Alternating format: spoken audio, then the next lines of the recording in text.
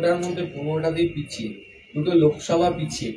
তারপরে যে তমলুক আর কাঁথি, তার মধ্যে কাঁথি সমবায় ব্যাংক এশিয়ার অন্যতম বড় সমবায় ব্যাংক, সেখানে কাঁথির জয়ের অন্যতম কারণ হচ্ছে শস্যের মধ্যে যে ভূতগুলো ছিল ঠিকঠাক ওঝা দিয়ে কাজ করা হয়েছে।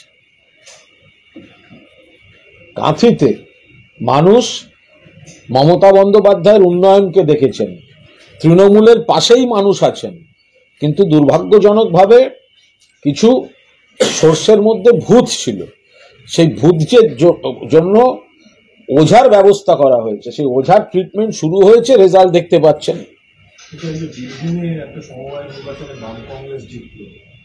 সে কোনো না না, তাহলে এবার বলুন, তাহলে গণতন্ত্র আছে সেটা মানুন।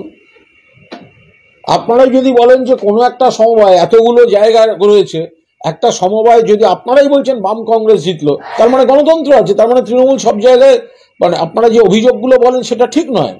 বেশিরভাগ জায়গায় মানুষ তৃণমূলকে সমর্থন করেন, তৃণমূল জেতে। যে জায়গাটা তৃণমূল জেতেনি, তার মানে এ রাজ্যে গণতান্ত্রিক উপায়ে পরিবেশ আছে এবং ভোট হয় বলেই কোথাও কোথাও তৃণমূল হারে, তো মিটে গেল। এই ভূতগুলোকে লোকসভায় চিহ্নিত করতে পারা গেল। কোথাও একটা সমস্যা হয়েছিল, কিন্তু শস্যের মধ্যে যে ভূত ছিল সেই ভূত চিহ্নিতকরণের প্রক্রিয়া চলছে এবং তার জন্য ওঝার ট্রিটমেন্ট শুরু হয়েছে। প্রাথমিক ট্রিটমেন্টের পর কাঁথি সমবায়তে 108টার মধ্যে 101টি সিটে জয়লাভ করে এবং 15টি ডাইরেক্টরশিপের 15টিতেই জয়লাভ করে তৃণমূল কংগ্রেস। তাতে মনে হচ্ছে যে ভূত চিহ্নিতকরণের কাজ ঠিকঠাক চলছে। ইতিমধ্যে তো আপনারা ফিরাদ হাকিমের বিষয়টি নিয়ে দলের তরফে পোস্ট করেছেন বা দলের তরফে অবস্থান পরিষ্কার করেছেন। বিজেপির তরফে কৌস্তব বাগচি তিনি বলছেন শুধু মুখে বললে হবে না, কাজে করে দেখাতে হবে। ফিরাদ হাকিমকে এই শীতকালের বাজার, কৌস্তব ন্যাড়া হয়ে আছে, ঠান্ডা পড়তে শুরু করেছে, ও তৃণমূল বেশি মাথা না ঘামিয়ে মাথায় যেন অবশ্যই গরম উলের টুপি পরে বা একটা পাগড়ি পরে। কারণ তৃণমূল, দেখুন, মাথা ঘামিয়ে তো লাভ নেই, দিনের শেষে তৃণমূল কংগ্রেসই আবার জিতবে, আবার মানুষের সমর্থন পাবে। কিন্তু আমি যেহেতু কৌস্তব, ফলে আমি বলছি ঠান্ডা পড়তে শুরু করেছে।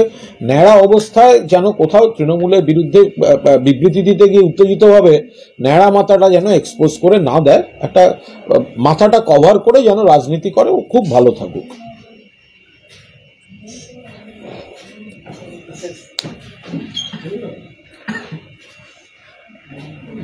দারুণ বললেন, ধন্যবাদ। বন্ধ হয়ে গেছে। বিধাননগর বাংলাদেশে ইউনূস সরকার যে বিজয় দিবস পালন করলো, তাহলে কারণে ভারতের অবদান মেনে নিল বাংলাদেশ, যে ভারত। আরে এটা তো ইতিহাস, ভারতবর্ষ ছিল বলে বাংলাদেশ তারা মুক্তির স্বাদ পেয়েছে। বাংলাদেশ পাকিস্তানের অকথ্য অত্যাচার থেকে মুক্ত হয়েছে, একটা স্বাধীন বাংলাদেশ গঠিত হয়েছে। এটা ভারতের তৎকালীন প্রধানমন্ত্রী ইন্দিরা গান্ধীর নেতৃত্বে ভারত সরকার এবং ভারতের সেনাবাহিনী বাংলাদেশের এই মুক্তিযুদ্ধের পাশে দাঁড়িয়ে বাংলাদেশকে জন্ম দিয়েছে, স্বাধীন বাংলাদেশকে। এটা তো ইতিহাস, এটা কোনো অশুভ শক্তি অপপ্রচার করে এটা মুছতে পারবে না, এটা মোছা সম্ভব নয়। আপনি মিঠুনের সিনেমা দেখতে যাবেন? মিঠুনদার সঙ্গে একটা রাজনৈতিক বিরোধ। মিঠুনদা তৃণমূল কংগ্রেসের মমতা বন্দ্যোপাধ্যায়, মিঠুনদা যখন কেউ কোনো সম্মান দেয়নি, মমতা বন্দ্যোপাধ্যায় তাকে আমন্ত্রণ করে এনে রাজ্যসভায় পাঠান। মিঠুনদা তৃণমূলের সঙ্গে মমতাদির সঙ্গে বিশ্বাসঘাতকতা করে দল ছেড়ে গিয়ে কুৎসা করেছেন ইত্যাদি। আমি মিঠুনদার রাজনীতিবিদ মিঠুনদাকে বিশ্বাসঘাতক, সুবিধাবাদী এসব বলে মনে করি। কয়েকটা অভিযোগ ছিল, উনি সেইটায় বিজেপি, সিবিআই, ইডি থেকে বাঁচতে দুম করে চলে গিয়ে হঠাৎ উগ্র বিজেপি সাজলেন। কিন্তু অভিনেতা মিঠুন চক্রবর্তী, অভিনেতা শিল্পী মিঠুন চক্রবর্তী, তাকে আমি কেন এক বন্ধনীতে আক্রমণ করব? অভিনেতা মিঠুন চক্রবর্তী নিশ্চিতভাবে দক্ষ একজন সফল বাঙালি অভিনেতা, আবার রাজনীতিবিদ মিঠুন চক্রবর্তী বিশ্বাসঘাতক, সুবিধাবাদী। তো এখন যদি মিঠুনদার কোনো ভালো অভিনয়ের কোনো ক্লিপিংস থাকে, কোনো সিনেমা থাকে, তার সঙ্গে আমি রাজনীতির ওই অংশটা জড়াবো কেন? সিনেমাটা তো আপনাদের বিধায়কেরও সিনেমা, আপনি কি দেখতে যাবেন? আমি অনেকগুলো আমি সিনেমা প্রেমী, আমি সিনেমা দেখি। আমার অনেকগুলো সিনেমাই দেখতে যাওয়ার ইচ্ছে ছিল, কিন্তু ঘটনাচক্র এখনো একটাও দেখতে যাওয়ার সময় হয়নি। বলছি শুভেন্দুর গড়ে যে সময়ে ভোটটা হলো তাতে 101 পেয়ে গেছে তৃণমূল, তাহলে কি বিজেপিকে চাইছে না? বিজেপি এখন ব্যাকফুটে চলে যাচ্ছে অনেকটাই। আপনার কি মনে হলো 801-এ 108-এ 108 শব্দটা বোঝেন? 108 কাকে বলে জানেন?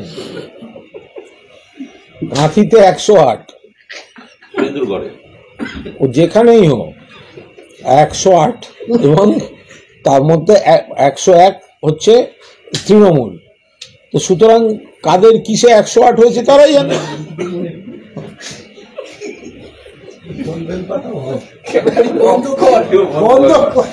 ওটার মধ্যে 15টাতেই পিছিয়ে, দুটো লোকসভা পিছিয়ে। তারপরে এই যে তমলুক আর কাঁথি, তার মধ্যে কাঁথি সমবায় ব্যাংক এশিয়ার অন্যতম বড় সমবায় ব্যাংক, সেখানে কাঁথির জয়ের অন্যতম কারণ হচ্ছে শস্যের মধ্যে যে ভূতগুলো ছিল ঠিকঠাক ওঝা দিয়ে কাজ করা হয়েছে।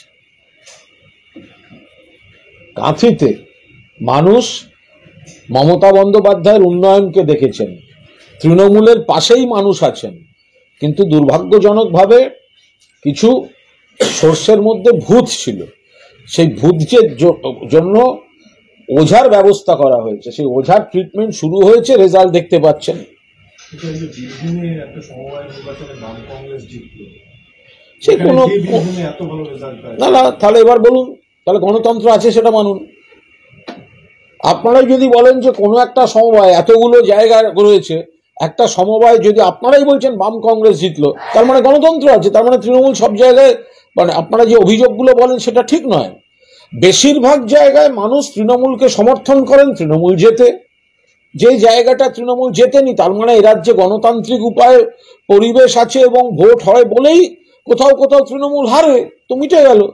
এই ভূতগুলোকে লোকসভায় চিহ্নিত করতে পারে না, কোথাও একটা সমস্যা হয়েছিল, কিন্তু শস্যের মধ্যে যে ভূত ছিল সেই ভূত চিহ্নিতকরণের প্রক্রিয়া চলছে এবং তার জন্য ওঝার ট্রিটমেন্ট শুরু হয়েছে।